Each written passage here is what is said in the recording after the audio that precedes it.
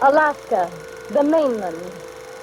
To the Aleuts on their westering Pacific islands, the mainland was a great wall of rock, lofty mountains, highest in a hemisphere, rising up sheer out of the sea. They called it the Great Land. It's a land of glaciers and volcanoes. This is a land of riches and plenty. Somebody wrote of Alaska that it's the land that God forgot. But actually, he remembered Alaska. I've been in the gear industry since 1985 in one form or another, and that was a long time ago. People that know of me or know of my company just assume that I've done big expeditionary type hunts. But the truth is I'd never done that, and I knew it was my time, really past my time. I'd wanted to do this for so many years, so when the opportunity came up, I didn't even hesitate. I just said, yes, let's do it.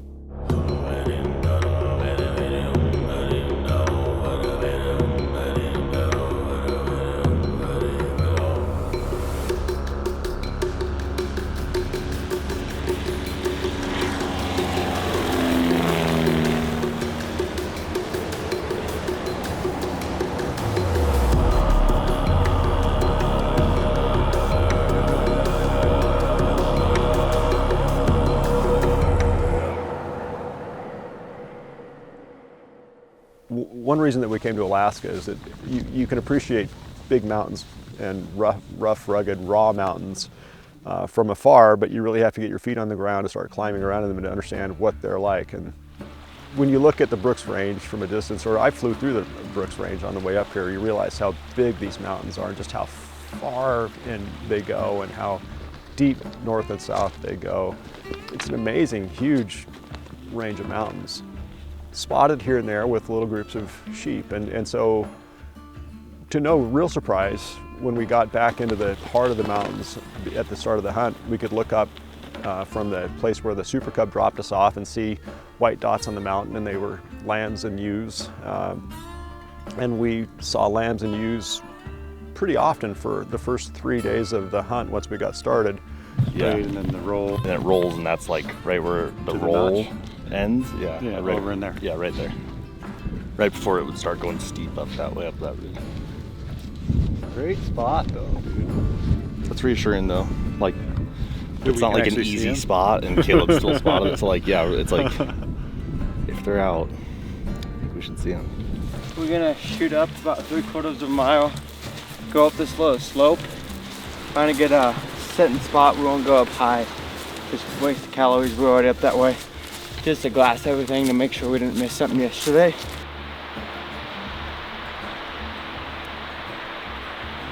I just want to see you around the next corner.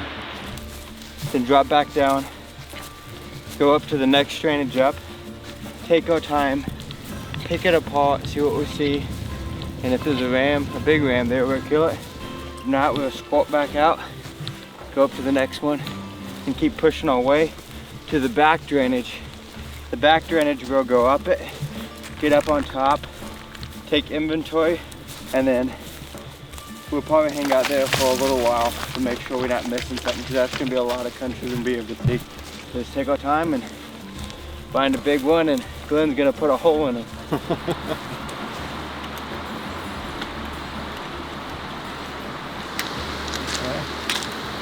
We had a full day under heavy packs and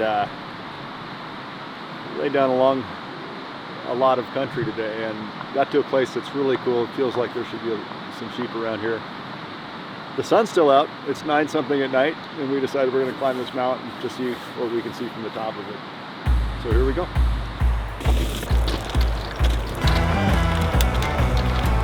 Look at the map of Alaska, and the Brooks Range just looks like a band of something going across the top of the state. When you get into it, you realize that it's this chaotic uplift of old rock. And when I say that, we're on top of these mountains looking down and finding old seabed stuff, corals and seashells and fossils and things that you just wouldn't expect in these raw, rugged mountains. But also then looking around, the array of, it's like a maze of big canyons with big cliffs and mountains all in every which way. And when you go into those mountains looking for sheep, it's first of all a challenge to find them. 7 rams, baby. Oh, I see 4. All right, I'm gonna come over and steal your spotting scope. That's cool. Isn't it?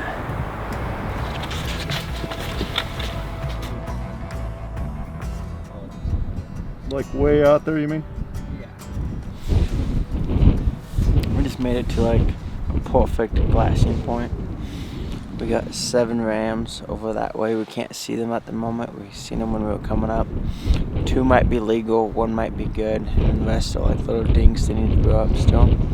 But it's important when you're sheep hunting not to move too fast, because then you're just gonna walk by stuff, and then if you walk by it and it sees you, it's gonna pop on the other side of the mountain. You're never gonna know it's there. So just taking our time, glassing, and just enjoying this beautiful country.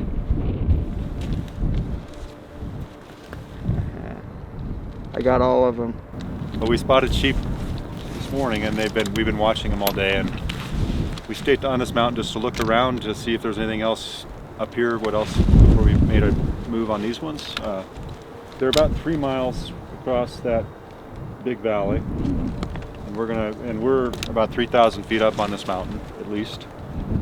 We're gonna go back down it, which is a pretty crazy hike, and then up the range to the right of the one where the sheep are holding and see what happens. We hope that they'll still be in that area when we get there. Probably take us 2 or 3 hours to do it though. It's a few miles.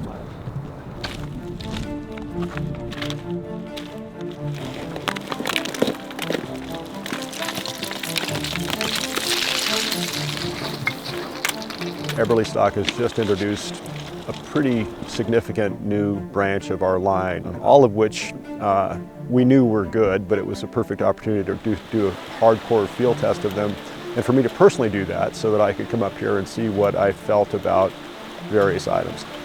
One of the reasons that we've succeeded as a brand and a company is that that's always been the spirit of how we approach things, is you realize that you've never achieved perfection. You're always looking at something going, you know, that's wonderful, but there's this thing that we could do to make it a little bit better.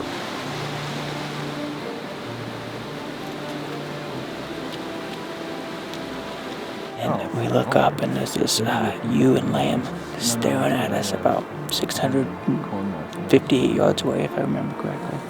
So we had to stop, freeze, and just get on the ground and just wait her out. So she kind of calmed down and went about her day. And then we were walking up and we came up about another probably 400 to 500 yards. And then a little ram and 2 ewes popped up over the ridge. So then we got pinned again.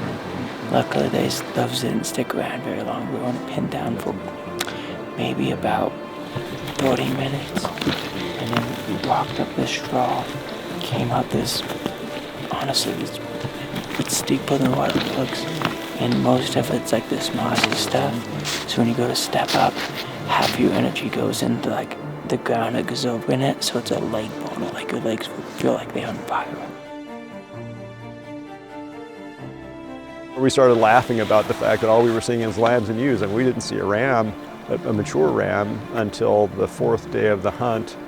It was funny because Caleb was like, I don't think that's the one we want to shoot. And by that time we were like, well, why not? I don't think I might change my mind, but I don't think he's a shooter. But let's just look at it. And it was very gratifying to see one. Also very tempting to shoot the first legal one you saw because it was so hard to find them. You know, it's less challenging just to go shoot something.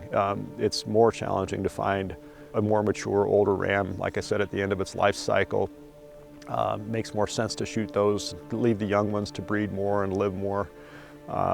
So that becomes the goal of a hunt, whether you're a trophy hunter or not. I'm really not a trophy hunter, but I enjoy the layer of challenge added to a hunt when you decide to go for a good, mature ram. It's like if you're going out to the ball and you're looking for a 10, and then all of a sudden you settle for a 6. Can't tell your buddies about that one.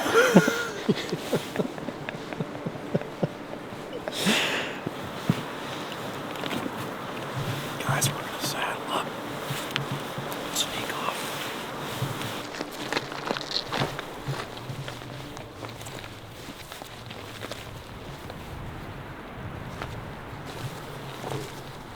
I just get a little bit like, okay, I can feel it now. Like I said, I didn't train for this event. So. Finally, I thought he was inhuman. It's like, can't get this guy to slow down.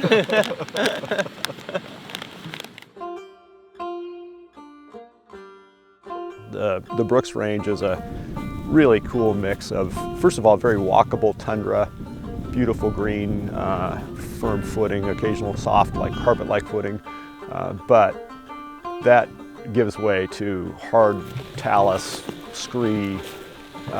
Every rock that you touch moves. Every rock that you touch wants to cut you like broken ceramic, and incredibly rough, rugged stuff. And the combination of all that with the weather made this a really raw, visceral, challenging hunt.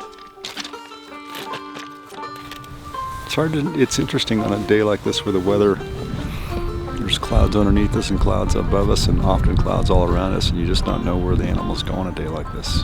You know, we can see a lot of country, but we haven't seen a single sheep yet today, so the great mystery is where do they go on a day like this.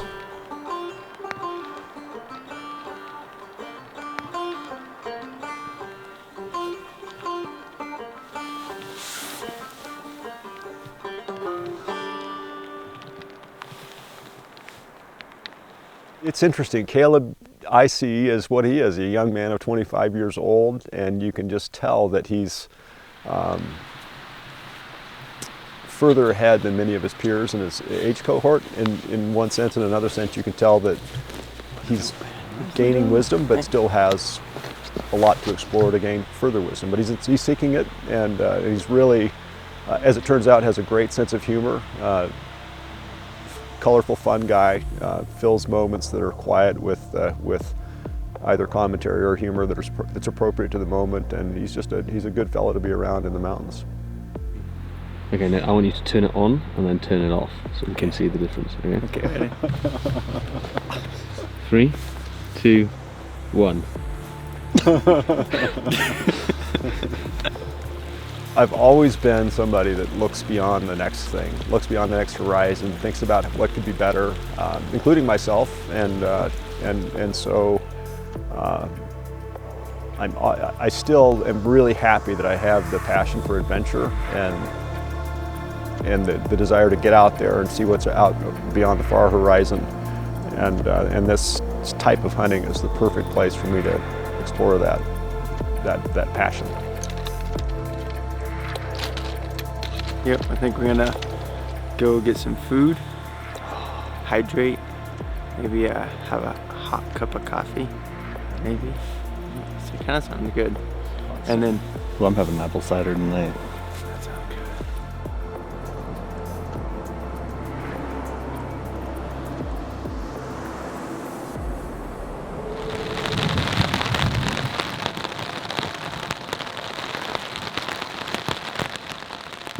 It's not like the plains of Serengeti. You really had to hunt for animals first of all, and then to find a good one that's in our case a ram that you wanted to shoot was a real challenge. But the climbing and the scaling and the descents that we made to make that happen, and the river crossings, and the time after time after time, all the way through, every step of it was just a joy, because you know that you're doing something that's meaningful and purposeful and in a really cool place. I mean, what a great place for adventure. And this is going to be a son of a gun, we already know that, but from there we should be able to see all the sheep in the country, and even though the climb itself is going to suck. I've had a really full life. I mean, if I were to list the things that would go on my resume if I had one, it would be, even I would have to admit that it's fairly extraordinary. I've been blessed to have, first of all, grown up as a ski racer, which led me to the sport of biathlon, and people always ask when they find out that I was actually pretty serious about it, did you go to the Olympics? And I say, yes, the answer is yes. Then somehow or other, the fact that I was on the US biathlon team led me to the military, which led me to flying fighter planes. And I did that for a while, and then I became an airline pilot, so another chapter of life. I flew commercial airliners for a while, and again, really a good experience for me. All of which then led me to the next step, which was to go back into the gear company that I'd founded in 1985. We're ready. Heck yeah, dude. Fairly deep into the hunt, we had decided at some point to climb to the top of the mountains, and we found a big kind of broad plateau on top of the mountains to make a camp on. And it was a windy, cold, wet camp, but one from which we knew we'd have 360 degrees of potential to find rams. You still got eyes on them? Yeah. You see him? Not yet. How far up the mountain is he then? You can actually see with your naked eye. So the rock point.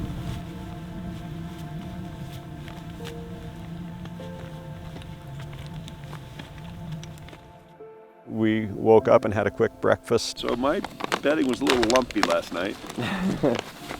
High points have a direct conduit to ice below, there's no question.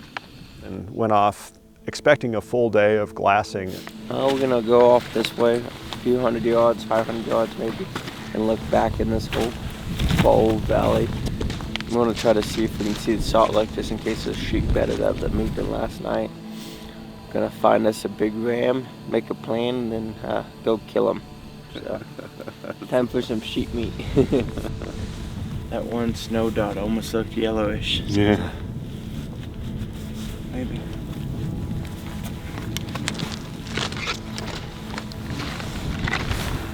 And we'd walked a very short distance, and I looked off to my left and just with my naked eye was like, oh, there's some rams. And you can tell a ram from a distance even just because they're a little bit more filled out than leaner and smaller lambs and ewes. So at a glance, I could tell that we were looking at rams out there. And then it becomes fun to get out optics and start looking more closely and to see what you hope to see in that you have in there somewhere one of the bigger, more mature rams. Sheep with a broken horn. I mean, come on. With Caleb on the spotting scope, one of the highlights of the whole hunt was watching the change of his expression and the smile on his face as he came off the scope. Ooh. Ooh, what? Don't give me that. Ooh. You might want to get a closer look. Let me take a photo of this real quick. It's two pretty nice looking ones. Teasing me, Caleb. Oh yeah. That one looks good. And this one looks super heavy, but we can't tell till we get closer. I think let's plan on, let's go back where we came from, where they're out of sight, and then drop down. Yeah, yeah. So, you see him? That top one. I know, he's pretty. He's heavy too.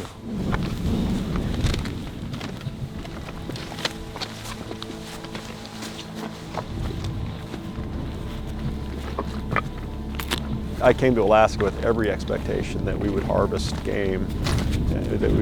I came to Alaska with every expectation that we'd get a sheep, and with hope that it would be a good, mature, remarkable sheep.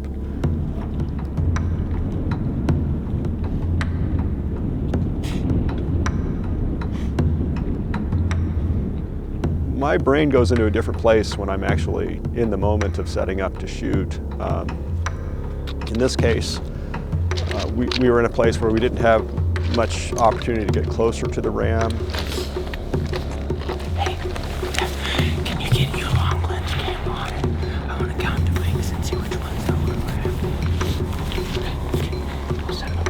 Okay, thank you. And I really am not a long-range hunter. I prefer to get as close as I can, but as close as you can with the right rifle is 584 yards, that was in our case, then you set yourself up for it carefully.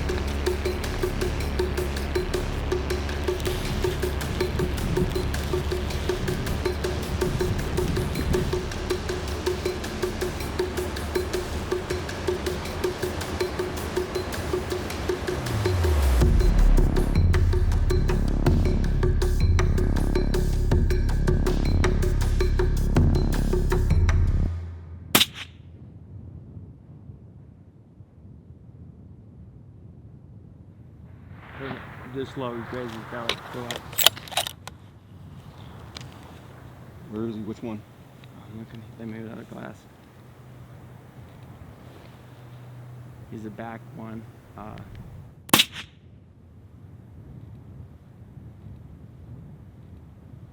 Good. Same thought. Yeah, you got him. Yeah, you hit him. Go ahead and jack one in. I don't think you're gonna need to shoot him again, but just in case.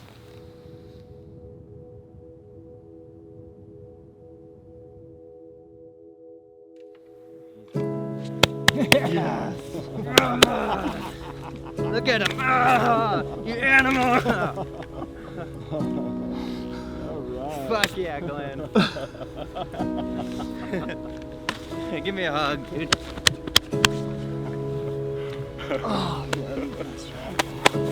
That was awesome. Yeah, you smacked him on that one. Yeah. Well, that's the thing, is you gotta know where the first one goes. Yep. It's funny, the feeling you have when you know you did it right, when you've got the animal down.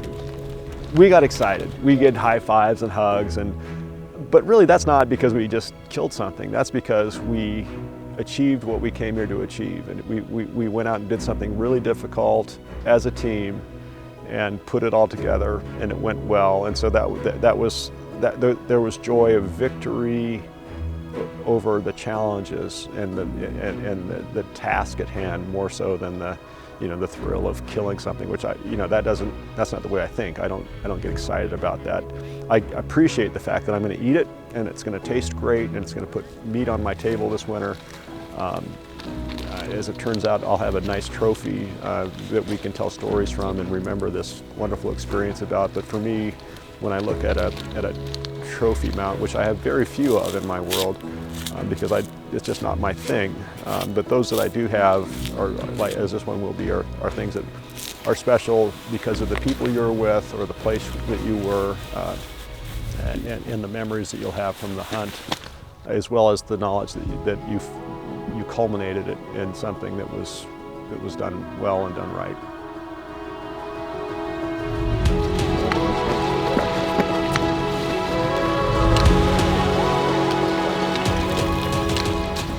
By the time we had the sheep down, it was late in the day, but what's day in the Arctic when it doesn't get dark at night? So we were, as a team, in pretty good spirits and decided to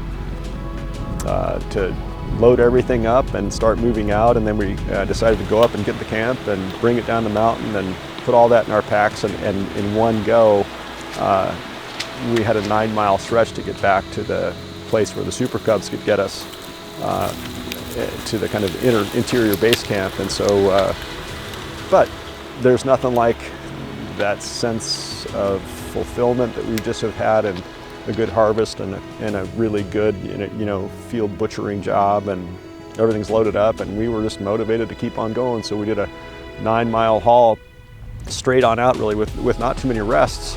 And the fact that I could still do that at this point in my life, gives me a certain amount of pride, but also just kind of a neat sense of fulfillment.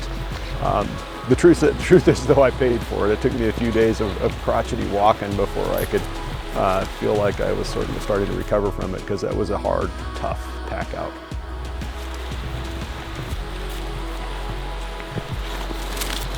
Good one.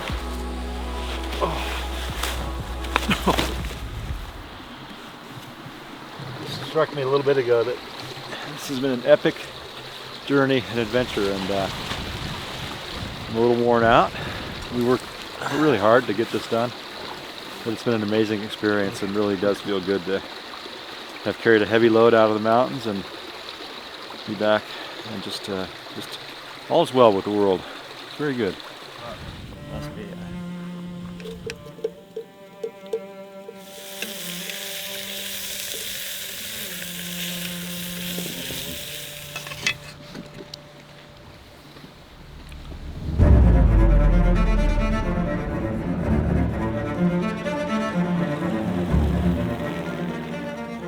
The prompt was, I'm not a man of half measures, and the truth is, no. The title of a book comes to mind, which was The Last Full Measure. I haven't given the last full measure yet, but I really do believe in giving it all when you're doing something, and so I really have a vision for Eberlestock that we will now become the brand, the company that our brand's potential has always had, in that I know that we have a pure passion-driven brand that can be the dominant brand in the outdoor gear industry, and that's really our goal. We're now on the road to fulfill the vision that I had many years ago, which was to become, the most important and significant brand in our segment of the market, and we're really having fun now as a team and a group building that brand.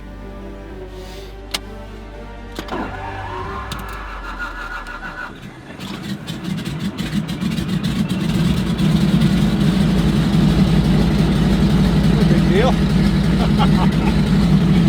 All right, here we go. We're flying. All right, going to Alaska, all the way to the Arctic Ocean. Starting in Seattle, a guy named Rex is about to show up here, and we'll find our way north. Weather's not perfect, but it never is.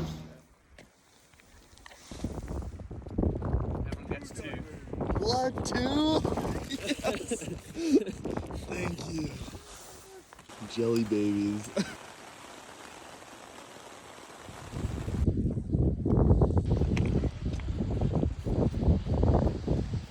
Alaska used to be isolated from the rest of America and the rest of the world.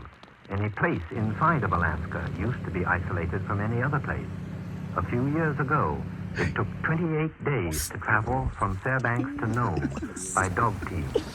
Suddenly, air transportation has knit the huge territory together. Even very small towns are connected with what Alaskans call the outside by daily plane service.